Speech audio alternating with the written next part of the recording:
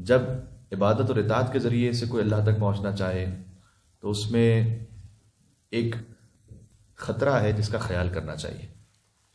جس کو اصطلاح میں کہتے ہیں عجب۔ عجب کا مطلب یہ ہوتا ہے کہ انسان کبھی اپنی عبادت اور اطاعت پر اللہ کے سامنے طلبکار بن جاتا ہے، یعنی غرور کرتا ہے کہ میں یہ کر کے آیا ہوں پروردگار تیرے پاس، اب مجھے عطا فرما، اپنی عبادت کی کوئی حیثیت سمجھنے لگتا ہے۔ حضرت ایوب علیہ السلام کے لیے روایت ہے کہ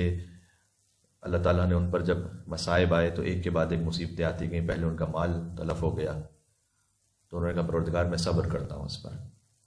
پھر ایک منزل آئی کہ ان کی اولاد ان سے لے لی گئی، کہ پروردگار میں صبر کرتا ہوں، پھر ایک منزل یہ آئی کہ وہ خود زمین گیر ہو گئے، یعنی ایسی کچھ بیماریاں آ گئیں کہ وہ اٹھ نہیں سکتے تھے بستر سے، کہ پروردگار میں صبر کرتا ہوں۔ تو لوگوں نے یہ کہنا شروع کیا کہ لگتا ہے کہ ایوب نے کوئی خطا کی ہے کہ اللہ ان سے ناراض ہے اور ایک کے بعد ایک ان پر مصائب آ رہے ہیں۔ تو حضرت ایوب علیہ السلام نے جب یہ باتیں سنی تو کہا پروردگار تو نے مجھ سے میرا مال لے لیا تو میں نے صبر کیا، تو نے مجھ سے میری اولاد بھی لے لی میں نے صبر کیا، میں خود زمین گیر ہو گیا میں نے صبر کیا، لیکن اب مجھ سے یہ صبر نہیں ہو پا رہا کہ لوگ میرے لیے میری عزت اور آبرو کے لیے یہ باتیں کر رہے ہیں۔ تو ندائے پروردگار آئی اس روایت میں اس طرح سے بیان ہے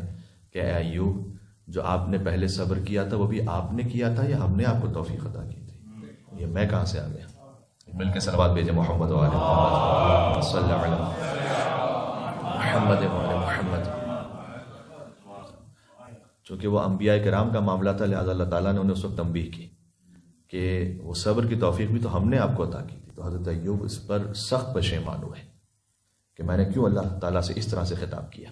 تو بعض اوقات ہم اپنی عبادت پر یا اپنے کسی کام پر عجب میں مبتلا ہو جاتے ہیں، پروردگار میں زیارتوں پہ جاتا ہوں، میں اتنی مجلسوں میں آتا ہوں، میں اتنی عبادت کرتا ہوں، میں ایسی اطاعت کرتا ہوں، میں عمل ام داؤد کرتا ہوں، میں ہمارے لیلۃ الرغائب کرتا ہوں، اب میں آیا ہوں تو اس سے طلب کرنے کے لیے۔ نہ،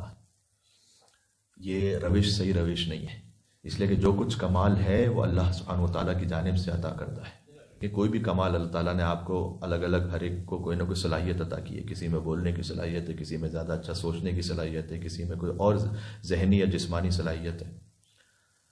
اگر ہم یہ سمجھیں کہ یہ ہماری اپنی جانب سے، تو اس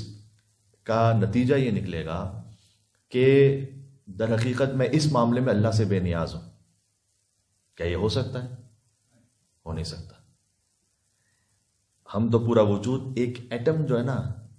اس کا سنگل مولیکیول، وہ اللہ سبحانہ و تعالیٰ کے اذن کے بغیر حرکت نہیں کر سکتا کائنات میں۔ وَإِلَّا نتیجہ نکلے گا کہ وہ جو مولیکیول ہے وہ اللہ سبحانہ و تعالیٰ کی حکومت سے باہر ہے۔ لا يمكن الفرار من حکومتک، پروردگار تیری حکومت سے باہر جانا ممکن نہیں ہے، یہ دعائے کمیل میں جناب امیر نے فرمایا۔ دوسرا یہ کہ اگر ہم ان کمالات کو اپنی جانب سے سمجھیں اور اپنے تئیں کچھ اس میں احساس تکبر یا غرور کرنے لگیں، تو جب یہ کمال ہمیں چاہیے ہوتا ہے، اس کی سب سے زیادہ ضرورت ہوتی ہے، ہم اس کو حاصل نہیں کر پاتے۔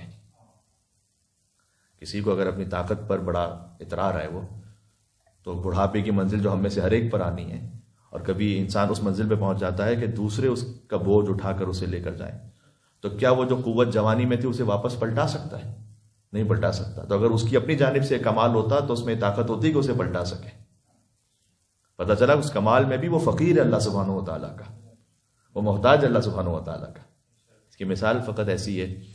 کہ اگر کوئی مرر میں دیکھ رہا ہو اور بڑا خوبصورت کوئی شخص اور مرر جو ہے آئینہ، وہ یہ کہنے لگے کہ میں کتنا خوبصورت ہوں اس وقت، تو اس سے کیا کہا جائے گا؟ اسے کہا جائے گا جناب آپ اصل میں خوبصورت نہیں، ایک عکس ہے کسی اور کا کہ جو آپ پہ پڑ رہا ہے، ایک کمال ہے اللہ سبحانہ و تعالیٰ کا جو اس نے آپ کو کچھ عطا کیا ہوا ہے، آپ میں یہ نہیں ہے۔ یہ آپ کا مطلب میں بھی شامل ہوں اس میں، بات واضح ہو رہی ہے؟